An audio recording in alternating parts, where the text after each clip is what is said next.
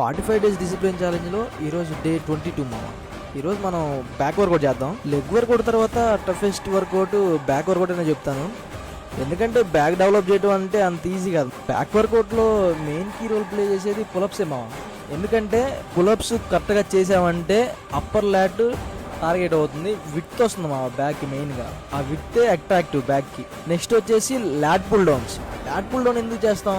Outer ల్యాట్ target అవుతుంది కాబట్టి width increase అవుతుంది. నెక్స్ట్ వచ్చేసి రివర్ గ్రిప్ పుల్ డౌన్స్. ఇది ఎందుకు చేస్తామంటే లోయర్ ల్యాట్స్ ఇన్నర్ బ్యాక్ టార్గెట్ అవుతుంది మా. బ్యాక్కి మంచి థిక్నెస్ రావాలన్నా, బ్యాక్ మంచి అట్రాక్ట్ అవ్వాలన్నా కానీ reverse back grip pull downs చేయాలి. Next close grip pull downs మా. ఇదైతే మిడిల్ బ్యాక్ని టార్గెట్ అవుతుంది, ఇన్నర్ బ్యాక్ కూడా మంచి డెన్సిటీ ఇస్తుంది.